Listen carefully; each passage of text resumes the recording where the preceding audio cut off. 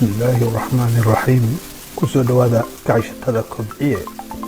مقعي هو عبد القادر عمر عبد الله ليسع بدانا لرام بحا بلنتينو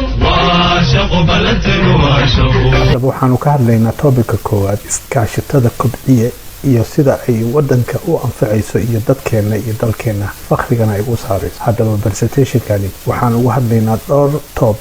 topica koowaad waxaanu ka hadlaynaa nimcooyinka aan haysano ee Ilaahay subhanahu wa ta'ala uu nagu manaystay waxaan kaloo ka hadlaynaa sideen uga faa'iideysan karnaa nimcooyinkaas uu Ilaahay subhanahu wa ta'ala uu nagu manaystay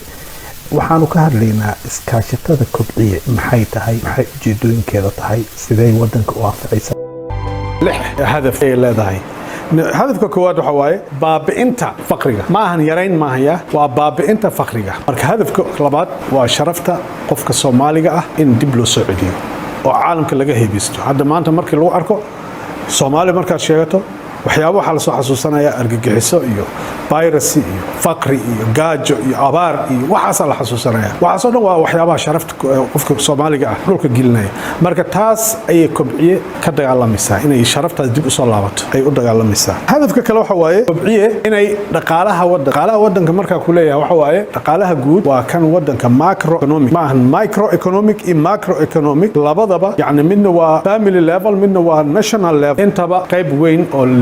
ay ka qaadanaysaa kobciye waan arkaysaan insha Allah qaabkay u qaadanayso kobciye waxay focus saaraysaa ama ay xoog saaraysaa inay kheyraadka wadanka ku jira ay banaanka soo dhigto ha noqdo wax la boros gareyn karo warshado u baahan ha noqdo wax la dhoofin karo intaba kheyraadka wadanka ee dihan ee aan la taaban wax ka faa'iideystana aysan jirin ay kobciye banaanka soo dhigaysaa qaabka ay soo dhigayso waad arki doontaa insha Allah kan shanaad waxa waaye tayaynta caafimaadka kobciye waxay rabtaa inay caafimaadka guud ahaan ay si fiican u tayayso qaabka ay u tayaynayso waad arki doontaa insha Allah dhinaca waxbarashada kobciye waxay abuuraysaa waxbarasho tayo leh oo cilmiga adduunka maanta maaragtay jira yani from elementary to PhD level inaan dhisno institution oo waxbarasho oo dhisan oo researchkiisa iyo laboratorygiisa iyo wixii soo dhan wata ay kobciye develop garanaysaa qaabkay ku develop garanayso hal la yaabin waa arki doontaa insha Allah